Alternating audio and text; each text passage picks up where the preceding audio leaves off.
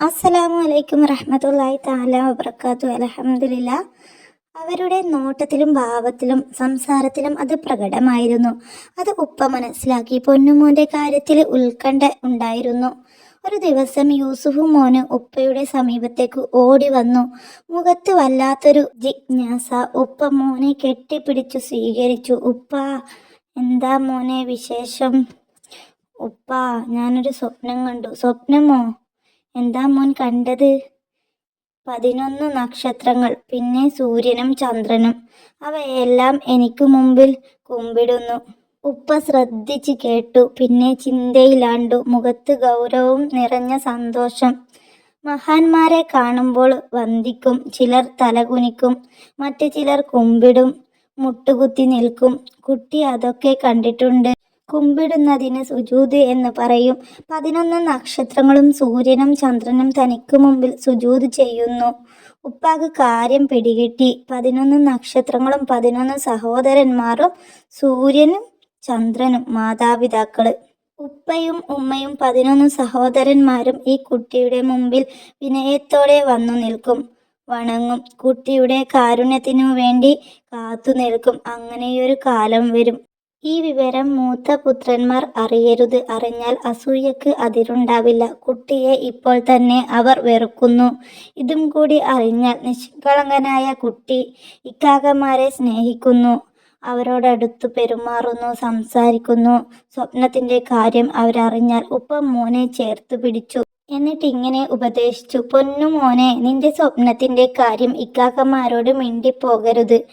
ഞാൻ ആരോടും പറയില്ല." ഉപ്പാക്കു ആശ്വാസമായി. കുട്ടിയല്ലേ, രഹസ്യം ചോർന്നു പോകും. മൂത്ത സഹോദരന്മാർ അറിയും. പിന്നെ എന്തൊക്കെയായിരിക്കും നടക്കുക?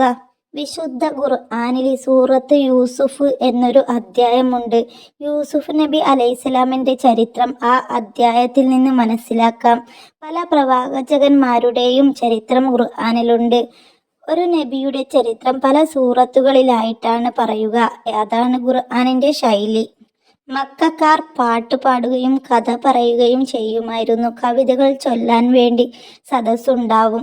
കഥ പറയാനും സദസ്സുകൂട്ടും. പഴയ വേദഗ്രന്ഥങ്ങളിലെ കഥകൾ യഹൂദികൾ പൊടിപ്പും തൊങ്ങലും വെച്ച് അവതരിപ്പിക്കും.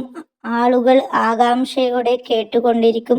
മുഹമ്മദ് നബി സല്ലല്ലാഹു അലൈഹി വസല്ലമ തങ്ങൾ ഇസ്ലാം മതത്തെ പരിചയപ്പെടുത്തി സംസാരിക്കുന്നു. ഏകനായ അള്ളാഹുവിനെ കുറിച്ചുള്ള അന്ത്യദിനത്തെക്കുറിച്ചും സംസാരിക്കുന്നു. അത് കേൾക്കാനും സദസ്സുണ്ട്. ഖുറൈശികൾ പ്രത്യേകം ഖാദിമക്കാരുണ്ട്. അവരും കഥ പറഞ്ഞ് ആളുകളെ ആകർഷിപ്പിക്കുന്നു.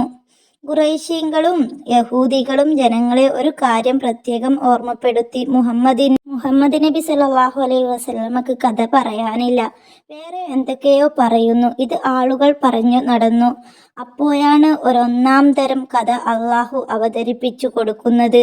ജിബ്രീൽ അലൈഹിസ്സലാം കഥയുമായി വന്നു. അതാണ് സൂറത്തു യൂസുഫ്. നബി സല്ലല്ലാഹു അലൈഹി വസല്ലമ സൂറത്തു യൂസുഫ് പാരായണം ചെയ്തു. ഖുറൈശികളും യഹൂദികളും കേട്ടു. യഹൂദികൾ ആശ്ചര്യപ്പെട്ടു പോയി. "ഞങ്ങളുടെ വേദഗ്രന്ഥത്തിലുള്ള കഥ തന്നെ." വിശുദ്ധ ഖുർആൻ പറയുന്നു: "ഏറ്റവും നല്ലൊരു കഥ നിനക്ക് നാം വിവരിച്ചു തരികയാണ്. ഈ ഖുർആനിനെ നിനക്ക് ദിവ്യ സന്ദേശം നൽകിയതിലൂടെ നിശ്ചയമായും ഇതിനു മുമ്പ് നീ അശ്രദ്ധരിൽ പെട്ടവൻ തന്നെയായിരുന്നു. അള്ളാഹു ദിവ്യ സന്ദേശത്തിലൂടെ അറിയിച്ചു കൊടുത്തത് കൊണ്ടാണ് നബി സല്ലല്ലാഹു അലൈഹി വസല്ലമ തങ്ങൾ യൂസുഫ് നബി അലൈഹിസ്സലാമിന്റെ ചരിത്രം പഠിച്ചത്. ഏറ്റവും നല്ല കഥ എന്നാണ് അള്ളാഹു അതിനെ വിശേഷിപ്പിച്ചത്." ആ കഥ കേട്ടപ്പോൾ ഖുറൈശികൾ അതിശയിച്ചു നിന്നുപോയി. വിശുദ്ധ ഖുർആൻ തുടരുന്നു: "യൂസുഫ് തന്റെ പിതാവിനോട് പറഞ്ഞ സന്ദർഭം ഓർക്കുക. എന്റെ പിതാവേ, ഞാൻ 11 നക്ഷത്രങ്ങളെയും സൂര്യനെയും ചന്ദ്രനെയും സ്വപ്നം കണ്ടു. എനിക്ക് സുജൂദ് ചെയ്യുന്നതായി അവയെ ഞാൻ കണ്ടു." ഇത് കേട്ടപ്പോൾ പിതാവ് പറഞ്ഞ വാക്കുകൾ വിശുദ്ധ ഖുർആൻ ഉദ്ധരിക്കുന്നു. അദ്ദേഹം പറഞ്ഞു: "മോനെ, നിന്റെ സ്വപ്നം നിന്റെ സഹോദരന്മാർക്ക് നീ വിവരിച്ചു കൊടുക്കരുത്. എന്നാൽ വല്ല തന്ത്രവും നിന്നോട് അവർ പ്രയോഗിച്ചേക്കാം. നിശ്ചയമായും പിശാച് മനുഷ്യന്റെ പ്രത്യക്ഷ ശത്രുവാകുന്നു." പിതാവ് മകന് നല്ല ഉപദേശങ്ങൾ നൽകി: "മകനെ, അള്ളാഹു നിന്നെ ഉന്നത പദവിയിലേക്കുയർത്തും. സ്വപ്നങ്ങൾ വ്യാഖ്യാനിക്കാനുള്ള കഴിവ് നിനക്ക് ലഭ്യമാകും. അള്ളാഹു അവൻ ഉദ്ദേശിക്കുന്നവർക്ക് മഹത്തായ വിജ്ഞാനം നൽകും. യഹൂബ് അലൈഹിസ്സലാമിന് 12 മക്കളാണുള്ളത്. അവരുടെ സന്താന പരമ്പരയാണ് ഇസ്രായേല്യർ. 12 മക്കളുടെ പരമ്പര 12 ഗോത്രങ്ങളായി തീരുന്നു. മനുഷ്യർ സ്വപ്നങ്ങൾ കാണാറുണ്ട്. നല്ല സ്വപ്നം അള്ളാഹുവിൽ നിന്നുള്ളതാകുന്നു, ചീത്ത സ്വപ്നം പിശാചിൽ നിന്നുള്ളതുമാകുന്നു. നബി സല്ലല്ലാഹു അലൈഹി വസല്ലമ തങ്ങൾ അരുൾ ചെയ്തു, നിങ്ങളിൽ ആരെങ്കിലും ഞാൻ ഇഷ്ടപ്പെടുന്ന സ്വപ്നം കണ്ടാൽ അവൻ ഇഷ്ടപ്പെടുന്ന ആളോടല്ലാതെ അതിനെക്കുറിച്ച് സംസാരിക്കരുത്. ഒരാൾ തനിക്ക് ഇഷ്ടപ്പെടാത്ത സ്വപ്നം കണ്ടാൽ അതിൻ്റെ ദോഷത്തിൽ നിന്നും പിശാചിൻ്റെ ദോഷത്തിൽ നിന്നും അള്ളാഹുവിനോട് രക്ഷ തേടിക്കൊള്ളട്ടെ. 3 പ്രാവശ്യം തുപ്പുകയും ചെയ്തു കൊള്ളട്ടെ, എന്നാൽ അതവന് ഉപദ്രവം വരുത്തുകയില്ല.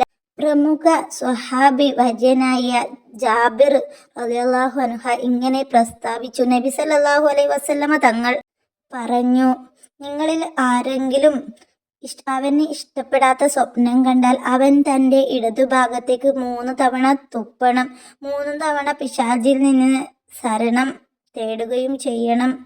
അവൻ കിടന്നിരുന്ന ഭാഗം മാറി തിരിഞ്ഞു കിടക്കുകയും ചെയ്യട്ടെ. പിശാചിനോടുള്ള വെറുപ്പ് പ്രകടിപ്പിക്കാനാണ് ഇടതുഭാഗത്തേക്ക് തുപ്പുന്നത്. യൂസുഫ് അലൈഹിസ്സലാമിൻ്റെ കഥയിൽ നിന്ന് വളരെ നല്ല പാഠങ്ങളാണ് നമുക്ക് പഠിക്കാനുള്ളത്. അസൂയ മനുഷ്യരെ എവിടം വരെ എത്തിക്കുമെന്നതാണ് ഒന്നാമതായി പഠിക്കാനുള്ളത്. അസൂയ മറ്റ് പല ദുർഗുണങ്ങൾക്കും കാരണമായി തീരും. അസൂയ കൊണ്ട് നമ്മുടെ ജീവിതം എവിടം വരെ എത്തും എന്നത് അടുത്തൊരു വീഡിയോയിൽ നിങ്ങൾക്ക് പരിചയപ്പെടുത്താം. എല്ലാവരും ഈ ഒരു ചരിത്രം മുഴുവനായിട്ട് കേൾക്കുക. നിങ്ങളുടെ ജീവിതത്തിൽ വലിയ വിജയം കിട്ടുകയും നിങ്ങളുടെ സ്വഭാവത്തിലാകെ മാറ്റം വരികയും ചെയ്യും. ഇൻഷാ അല്ലാഹ് അടുത്തൊരു വീഡിയോയിൽ കാണാം.